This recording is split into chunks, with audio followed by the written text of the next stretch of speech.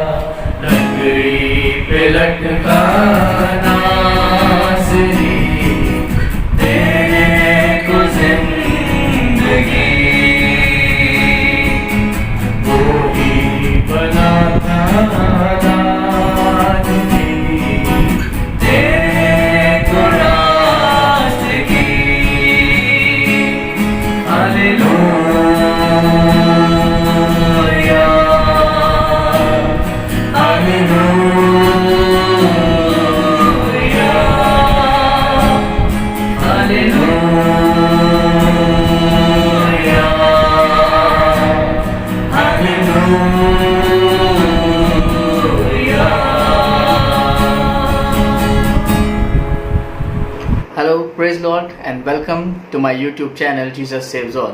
प्रभु का धन्यवाद करते हैं कि प्रभु ने हमें एक बार फिर से मौका दिया है कि हम उसकी महिमा में एक बार फिर जमा हो सकें, एक बार फिर से आपके सामने आ सकें, आपसे मुखातिब हो सकें। और प्रभु का शुक्र करते हैं कि उसने मुझे और आपको जिंदों की ज़मीन पर जिंदा रखा है कि हम उसकी महिमा करें, उसके नाम को लें, उसकी आराधना में अपने आप को खर्च करें और प्रभु की महिमा में आगे बढ़ें, प्रभु की तारीफ में आगे बढ़ें, एक दूसरे से कुछ सीखें, समझें, जानें और प्रभु को महिमा दें। यही मेरा और आपका कर्तव्य है और यही काम उसने मुझे और आपको सौंपा है। तो आइए हम आगे चलें और आज हम बात करते हैं जो गीत आपने अभी सुना, लकड़ी पे लटका नासरी देने को ज़िंदगी, वही बना था लानती देने को रास्तगी। ये गीत जब लिखा गया, जब इस गीत को लिखने वाले ने इसको लिखा तो इसके अंदर उसने सभी कुछ इसके अंदर लिख दिया। जब इस गीत को लिखा गया होगा तो उसने सब कुछ सोचा होगा, जो कुछ यीशु मसीह ने किया, जो कुछ यीशु मसीह ने सहा मेरे और आपके लिए, अपने प्राणों को उसने दिया, वो सब कुछ उसने ध्यान में रखकर इस गीत को लिखा। और जब इस गीत को सुनते हैं तो पूरा का पूरा वो चित्र, वो दृश्य सामने आता है जो इस गीत में गाया गया।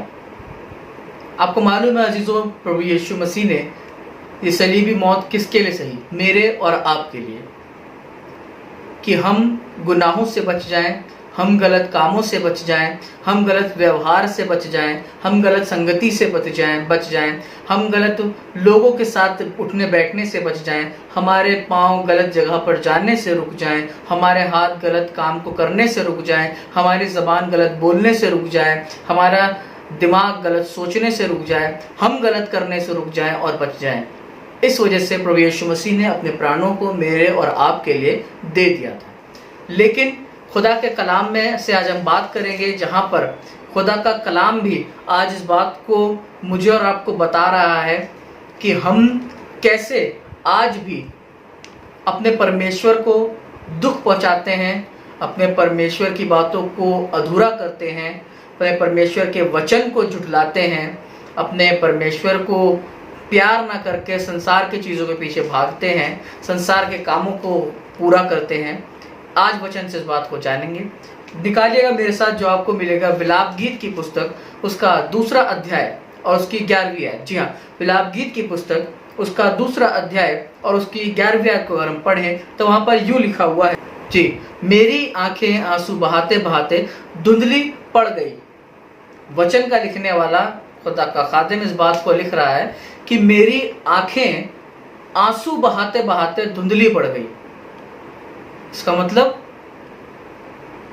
कि वो आंसू बहा रहा है, कंटिन्यूअसली आंसू बहा रहा है, वो रो रहा है, एक क्षण भी वो रुका नहीं है, एक पल के लिए भी वो नहीं रुका है, वो रोए चले जा रहा है, उसकी आंखों से आंसू बहना बंद ही नहीं हो रहे हैं। किसकी वजह से?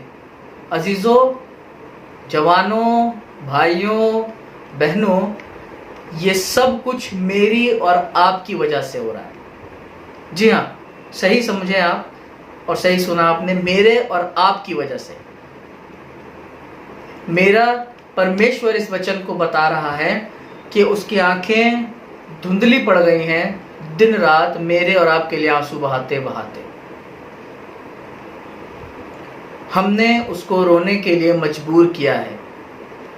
हमने उसको दुख पहुंचाया है। मालूम, आदमी तब रोता है, एक शख्स तब रोता है जब वो दुखी हो, जब उसको परेशान किया जाए, जब उसको ताड़ना दी जाए, तब एक व्यक्ति रोता है। और वचन बताता है, यहाँ पर लिखा है, मेरी आंखें आंसू बहाते बहाते धुंधली पड़ गई। अजीजों, जब आप 1 घंटा रोएंगे, आधा घंटा रोएं, 1 घंटा रोएं, 1.5 घंटा रोएं, फिर 2 घंटे रोएं, कंटिन्यू बिना रुके, आपकी बॉडी आपका साथ छोड़ने लगेगी। आपका शरीर आपको जवाब देने लगेगा।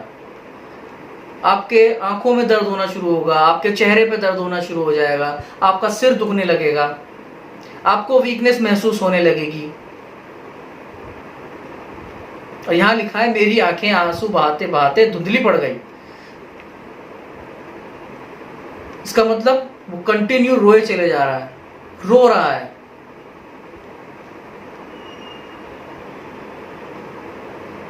क्यों रो रहा है? क्योंकि मैंने और आपने उसको रोने के लिए मजबूर किया है।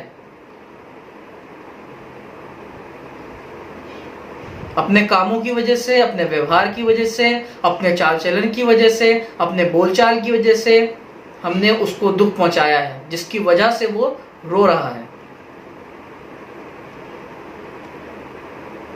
उसने तो अपने प्राणों को हमारे लिए दे दिया कि हम गुनाहों से बच जाएं, हम गलत कामों से बच जाएं, हम व्यभिचार से बच जाएं, हम गलत संगति से बच जाएं, हम गलत बोलने से बच जाएं, हम गलत जगह जाने से बच जाएं, हम गलत काम करने से बच जाएं। उसने इस वजह से अपने प्राणों को मेरे और आपके लिए दिया। लेकिन हमने क्या किया? हमने वही सब काम करके उसको दिन और रात रोने के लिए मजबूर कर दिया, दिन और रात आंसू बहाने के लिए मजबूर कर दिया। आगे पढ़िएगा, देखिए आगे क्या लिखा हुआ है। मेरी अतड़ियां ऐठी जाती हैं। जी अजीजों, जब वो रो रहा है, आप जब रोएंगे 2 घंटे लगातार रो के देखिएगा एक बार, जब आप रोएंगे आपके अतड़ियां ऐठने लगेंगी, आपके शरीर में दर्द होने लगेगा, आपको वीकनेस महसूस होने लगेगी। बाजे बाजे लोग बेहोश हो जाते हैं रोने की वजह से। यहाँ पर ये रो रहा है, इसकी आंखें धुंधली पड़ गई हैं, वचन बता रहा है, और इसकी अतड़ियां ऐंठती जा रही हैं। किसके लिए? मेरे और आपके लिए। मेरे और आपकी वजह से वो रो रहा है, मेरे और आपकी वजह से, मेरे और आपके कारण से, मेरे और आपके गलत काम करने से, मेरे और आपके गलत बोलने से, गलत चलने फिरने उठने बैठने से, गलत लोगों के साथ संगति रखने से, गलत काम करने से उसको दुख है, वो दुखी है, वो रो रहा है, वो परेशान है। आगे देखिए क्या लिखा हुआ है। मेरे लोगों की पुत्री के विनाश के कारण मेरा कलेजा फट गया है, क्योंकि बच्चे वरन दूध पीते बच्चे भी नगर के चौकों में मूर्छित होते हैं। अजीजों, यहां पर खुदा का कलाम आज जवानों मुझसे और आपसे ही बात कर रहा है। ज्यादातर आज मैं और आप खुदा के वचन को एक तरफ रखकर अपने जीवन को चला रहे हैं। मैंने और आपने खुदा के वचन को एक कोने में रख दिया है। मैंने और आपने खुदा के कलाम को घर में एक कॉर्नर बनाया है, और उस कॉर्नर के ऊपर हमने खुदा के कलाम को रखा है, और रोज हम उसको देखते हैं, रोज हम वहां कैंडल जलाते हैं, और वहां 10 मिनट खड़े होते हैं, और फिर वहां से चले जाते हैं। और रोज शाम को भी हम ये काम करते हैं। मालूम है, ये वचन जो हमारे को दिया गया है, ये हमें पढ़ने के लिए दिया गया है, सजाने के लिए नहीं दिया, पढ़ने के लिए दिया है। मैं और आप इसको सजा कर रखते हैं। इस वजह से खुदा का वचन बता रहा है कि मेरी आंखें आंसू बहाते बहाते धुंधली पड़ गई, मेरी अतड़ियां ऐठी जाती हैं।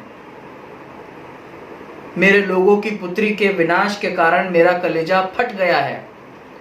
मेरे लोगों की पुत्री के, समझ रहे हैं जवानों?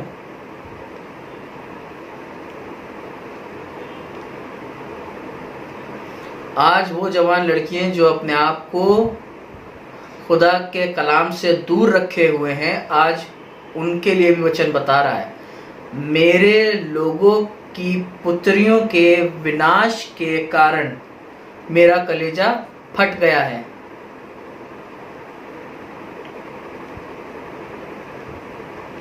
जी हाँ अजीजों, और आगे लिखा है क्योंकि बच्चे वरन दूध पीते बच्चे भी नगर के चौकों में मूर्छित पड़े हैं। कौन से बच्चों की बात हो रही है यहाँ पर?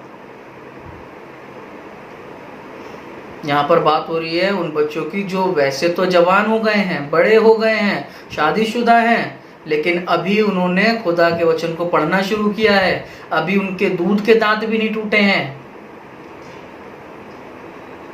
और वो चौकों पर, बाजारों पर कैसे पड़े? मूर्छित पड़े हैं। कुछ पता ही नहीं है उन्हें। दुनिया की बातों में आकर उलझकर बेहोश पड़े हैं। आज इन सभी चीजों पर बात करेंगे। शायद समय ज्यादा हो जाए, कोई बात नहीं, हम अगले इतवार इसको शुरू करेंगे। इसका मतलब सबने अपने अपने मार्ग बना लिए हैं, सब अपनी मर्जी के अनुसार चल रहे हैं, सबको जैसा अच्छा लगता है वो हिसाब से कर रहे हैं, सबने वचन को अपने हिसाब से मोड़ लिया है। इसलिए परमेश्वर का वचन बता रहा है कि मेरी आंखें आंसू बहाते बहाते धुंधली पड़ गई हैं, मेरी हथेलियां ऐठी जाती हैं, मेरे लोगों की पुत्री के विनाश के कारण मेरा कलेजा फट गया है, क्योंकि बच्चे वरन दूध पीते बच्चे भी नगर के चौकों पे मूर्छित पड़े हैं। सब अपनी मनमानी कर रहे हैं, सब अपने हिसाब से चल रहे हैं और फिर कहते हैं कि परमेश्वर हम पर आशीष क्यों नहीं कर रहा, परमेश्वर हमें इत्मीनान और तसल्ली क्यों नहीं दे रहा, परमेश्वर हमें शांति क्यों नहीं दे रहा, हमारे घरों में तसल्ली क्यों नहीं दे रहा? क्योंकि हम अपनी मर्जी के अनुसार चल रहे हैं, हम अपनी मर्जी के अनुसार कार्य कर रहे हैं। हमने वचन को तो एक कोने में रख दिया है, एक ताक पर रख दिया है, एक ऑल्टर बनाया वहां पर रख दिया है और वहीं पर वचन रखा हुआ है। हम उसके सामने बड़े सादगी से और तरीके से जाते हैं, लेकिन वचन के बाद, वचन के दूर होने के बाद, चट से निकलने के बाद हमारा जीवन बदल जाता है। इसीलिए वचन कह रहा है मेरी आंखें आंसू बहाते बहाते धुंधली पड़ गई हैं।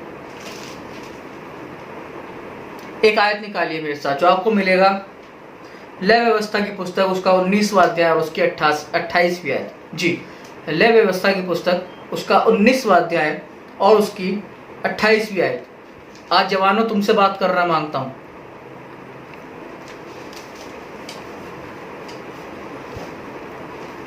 आज भाइयों तुमसे बात करना मांगता हूं। आज वचन तुमसे बात करना चाहता है। वचन में यूं लिखा है, जी पढ़िएगा, तुम मुर्दों के सबब से अपने जिस्म को जख्मी ना करना और ना अपने ऊपर कुछ गुदवाना। वचन बता रहा है कि तुम मुर्दों के सबब से अपने जिस्म को जख्मी ना करना। जवानों आज तुमसे बात कर रहा हूं जो अपने जिस्म को जख्मी कर रहे हैं, यहां पर छिदवा के जख्मी कर रहे हैं, यहां छिदवा के जख्मी कर रहे हैं। किसी ने यहां लगाकर छिदवा लिया है, कोई यहां छिदवा रहा है, कोई यहां छिदवा रहा है। आज वचन तुमसे कह रहा है कि अपने जिस्म को जख्मी मत करना मुर्दों के मानिंद।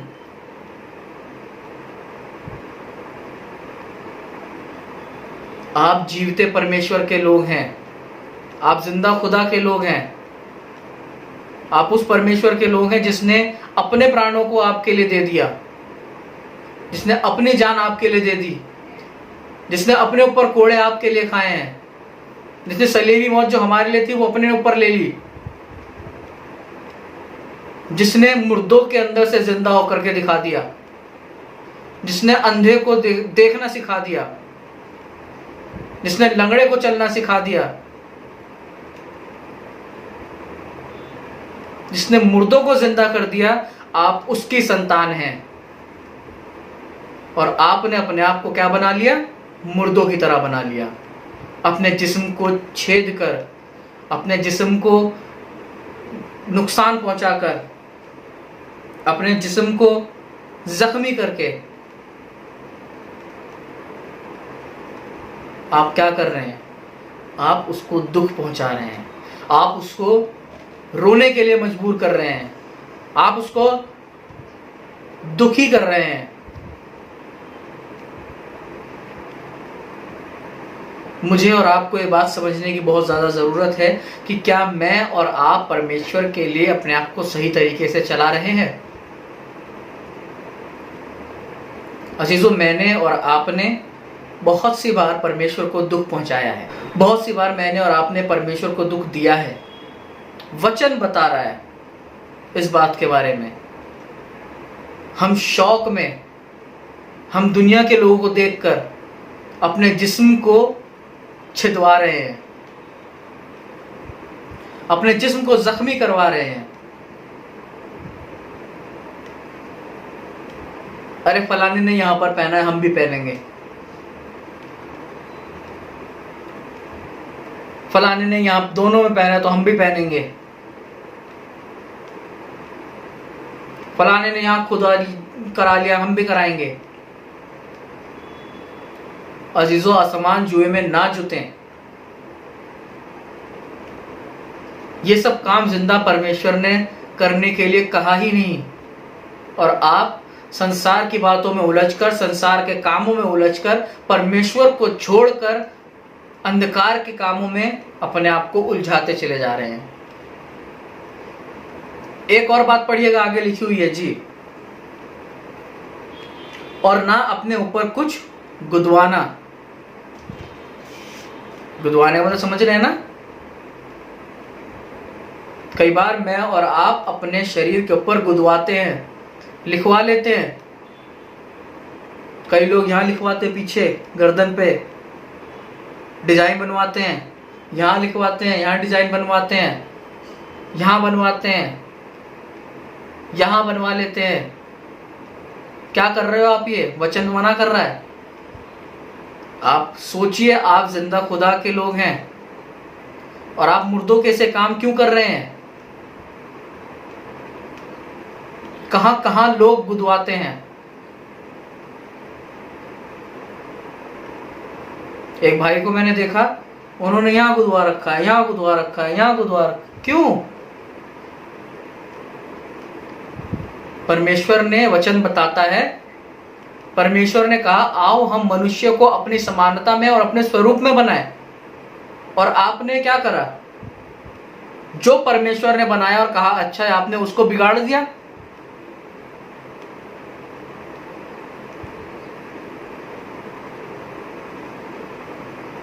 आप परमेश्वर की बनाई हुई चीज के साथ खिलवाड़ ना करें। परमेश्वर ने आपको जैसा बनाया है, उसने अपने जैसा बनाया है।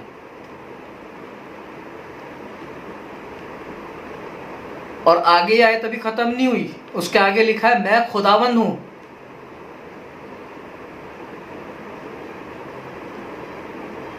आप असमान जुए में ना जुतें। वचन बताता है ये कौन नादान है जो खुदावंद की मसलहत को बिगाड़ता है? मालूम कौन? मैं और आप। वो लोग जो दूसरों को देखकर अपने आप को, अपने शरीर को जख्मी कर रहे हैं, गुदवा रहे हैं, दुख पहुंचा रहे हैं, कष्टों को सह रहे हैं। क्यों? क्योंकि उन्हें दुनिया के लोगों के जैसा बनना है, उन्हें खुदावंद के लोगों के जैसा नहीं बनना। क्योंकि खुदा के लोग क्या करते हैं? वो इन सभी चीजों से दूर रहते हैं। खुदा के लोग क्या करते हैं? वो अपने आप को इन गलत बातों से दूर रखते हैं, गलत लोगों से दूर रखते हैं, गलत संगति से दूर रखते हैं, गलत जगहों पे नहीं जाते हैं, गलत चीजें नहीं करते हैं। क्या वो इंसान नहीं है? क्या उनका मन नहीं करता ये सब करने का? वचन बताता है, पौलुस कहने लगा मैं अपनी देह को मारता और कूटता और अपने वश में रखता हूं। आप क्या कर रहे हैं?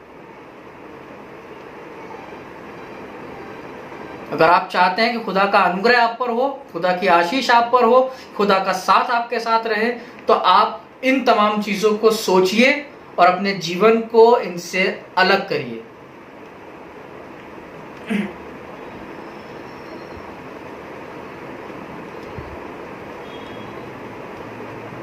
जवानों, सुधर जाओ, संसार के सदृश्य ना बनो।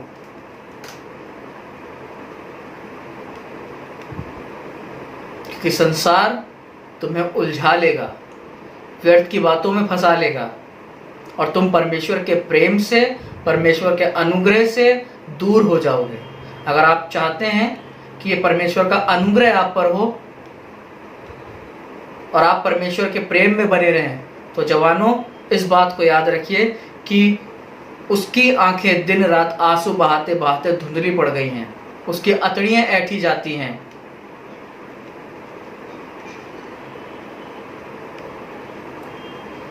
मेरे लोगों की पुत्री के विनाश के कारण उसका कलेजा फट गया है।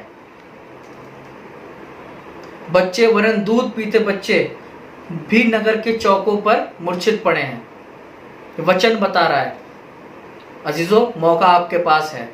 अपने आप को बचाइए, अपने लोगों को बचाइए और लोगों को बताइए कि मेरा प्रभु यीशु मसीह मुझसे क्या चाहता है, मेरा परमेश्वर मुझसे क्या चाहता है। उसने आपको भीड़ से अलग करके बनाया, बुलाया है। सोच के देखिएगा, उसने अपने प्राणों को आपके लिए दिया है, उसने अपने जीवन को आपके लिए दिया है, सब कुछ उसने अपना खर्च कर दिया आपके लिए, और आपने क्या किया? उसे दुख देने के सिवा।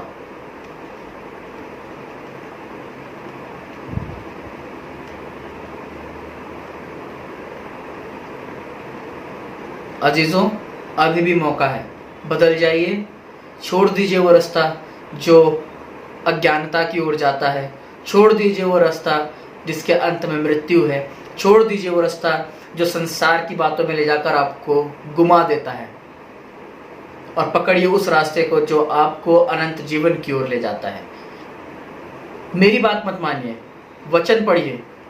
आप सभी के घर में वचन है, बाइबल है, पढ़िए।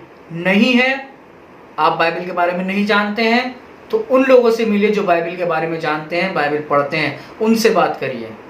मैं धर्म परिवर्तन के लिए किसी को नहीं बोल रहा, और ना परमेश्वर का वचन, ना इस बाइबल किसी को धर्म बदलने के लिए बोल रही है, और ना मैं इस बात के लिए बोल रहा हूं। मैं सिर्फ इतना कह रहा हूं, अपने आप को जांचिए।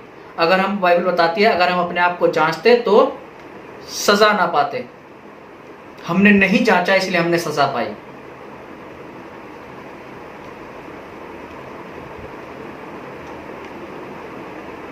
अगर आप वचन पढ़ना चाहते हैं, नेट पर बहुत कुछ उपलब्ध है। आपके पास बाइबल नहीं है, आप किसी क्रिश्चियन भाई से नहीं मिलते हैं, या कोई आपको वचन नहीं बता रहा है, तो सिर्फ एक काम करें, कुछ मत करें। नेट चलाना आता है आपको? फेसबुक चलाना जानते हैं? यूट्यूब चलाना जानते हैं? गूगल चलाना जानते हैं? सरकार ने हमको इंटरनेट चलाने की सुविधा दी है, चलाइए। गूगल सर्च कीजिए, आपको सब कुछ मिलेगा, पूरी बाइबल मिलेगी सुनने के लिए, पढ़ने के लिए। पढ़िए, कहीं जाने की जरूरत नहीं है, पढ़िए। तो फिर बताइएगा अगर मैं गलत कह रहा हूं।